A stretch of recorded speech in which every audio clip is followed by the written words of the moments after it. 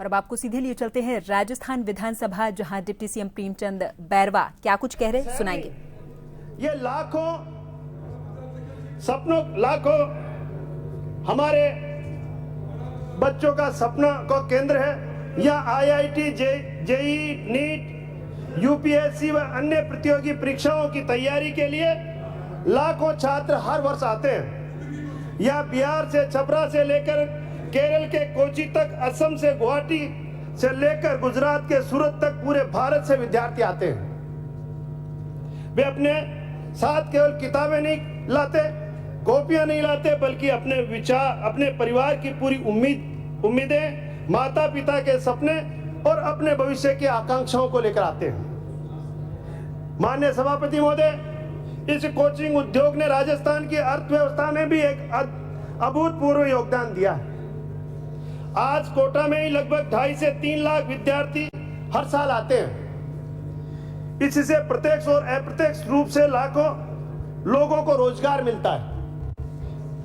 Hostel चलाने वाले, mess चलाने वाले, किराना दुकानदार, स्टेशनरी विक्रेता, ऑटो रिक्शा चालक, मकान मालिक और सब्जी विक्रेता से लेकर बड़े व्यवसाय तक सभी इस उद्योग में से लाभान्वित होते हैं। यह केवल शिक्षा का केंद्र नहीं, बल्कि एक पूरी अर्थव्यवस्था का केंद्र भी बन गया। माननीय सभापति महोदय, इस चमक दमक के पीछे एक अंधेरा सच भी है, जिसे हम नजरअंदाज नहीं कर सकते। पिछले 4 वर्षों में राज्य में कुल 88 कोचिंग विद्यार्थियों ने आत्महत्या की है। इसमें से केवल कोटा में 70 और सीकर में 14 और बाकी अन्य शहरों के थे। यह केवल आंकड़ा नहीं, यह हमारी सामूहिक विफलता का प्रमाण है। जब एक विद्यार्थी जिसने अपनी जिंदगी देखी ही नहीं, जीवन से इतना निराश हो जाता है कि मृत्यु को गले लगा लेता है, तो यह पूरे समाज के लिए श्रम की बात है। यही कारण है कि माननीय उच्च न्यायालय जयपुर ने डीबी सिविल रिट याचिका 99/2016 में स्वतः संज्ञान लेते हुए 25 जुलाई 2025 को इस मामले में सुनवाई की और कोचिंग संस्थानों पर नियंत्रण के लिए आवश्यक नियम बनाने के निर्देश दिए थे। वर्ष 2017 में Tata institute of social sciences Mumbai ने कोटा में कोचिंग विद्यार्थियों की आत्महत्या के मनोवैज्ञानिक पहलुओं का अध्ययन करवाया गया था। इस अध्ययन के निष्कर्षों ने कई चौंकाने वाले तथ्य सामने आए। अध्ययन के अनुसार 70% से अधिक विद्यार्थी गंभीर मानसिक तनाव से गुजरते, 40% विद्यार्थी नींद की कमी और अवसाद से जूझते, 30% विद्यार्थियों ने स्वीकारा कि उन्होंने कभी न कभी आत्महत्या के बारे में सोचा, 25% अभिभावक कर्ज के बोझ तले दबे हैं। ये आंकड़े हम बताते हैं कि स्थिति कितनी गंभीर है और तत्काल हस्तक्षेप की आवश्यकता क्यों है।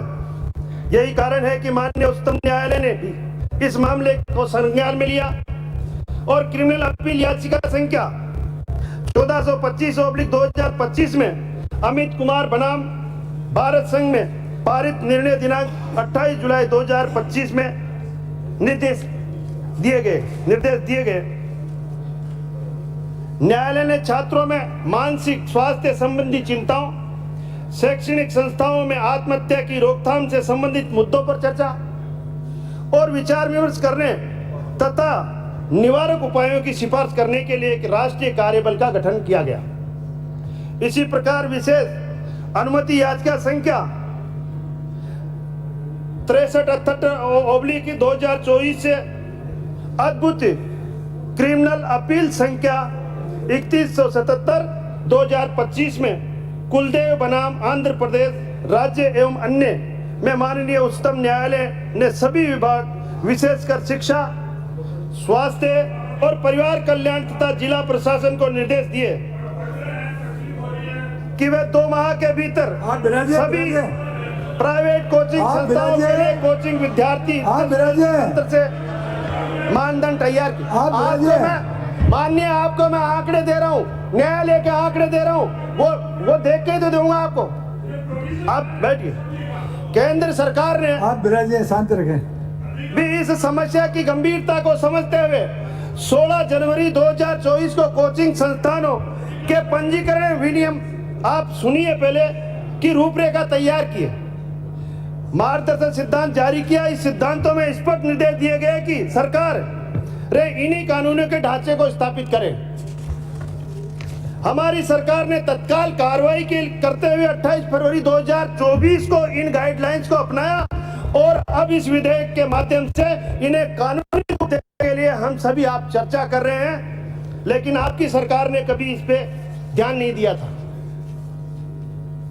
माननीय सभापति महोदय, आज यहाँ ये चिंता व्यक्त की गई है कि ये विधेयक कोचिंग सेंटर पर अनावश्यक बोझ डालेगा। मैं स्पष्ट करना चाहता हूं कि यह विधेयक कोचिंग सेंटर विरोधी नहीं है। जो संस्था पहले से ही अच्छे मापदंडों का पालन कर रही है, उन्हें कोई कठिनाई नहीं होगी, बल्कि उन्हें लाभ होगा, क्योंकि अब सभी को समान मानदंडों के रूप में पालन करना होगा। यह स्वास्थ्य प्रतिस्पर्धा को बढ़ावा देगा। गलत तरीकों से काम करने वाले संस्थाएं अब बाजार से बाहर हो जाएगी और ईमानदार संस्थाओं का सही स्थान मिलेगा। कुछ लोग ये भी कहते हैं कि बाजार की शक्ति अक्षयों को सब कुछ ठीक कर देगी, लेकिन हमने देखा है कि बाजार की आंधी शक्तियां ने क्या किया। उन्होंने शिक्षा को पूर्णतः व्यापार बना दिया। विद्यार्थी ग्राहक बन गए और ज्ञान एक वस्तु बन गया। जब शिक्षा केवल लाभ कमाने का साधन बन जाती है तो वह अपना मूल्य उद्देश्य को खो देती है, मूल उद्देश्य को। इसलिए सरकार का हस्तक्षेप इसमें आवश्यक है।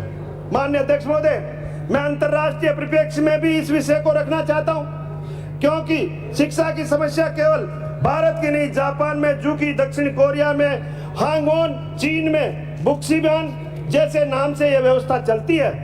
इन सभी देशों ने इस समस्या से निपटने के लिए कदम उठाए। दक्षिण कोरिया ने रात 10 बजे बाद कोचिंग क्लासेज पर प्रतिबंध लगाने का भी काम किया। चीन ने हाल ही में कोचिंग उद्योगों पर व्यापक नियंत्रण लगाए हैं। ये देश समझ गए हैं कि बच्चों को बचपन और मानसिक स्वास्थ्य किसी भी शैक्षणिक उपलब्धि से अधिक महत्वपूर्ण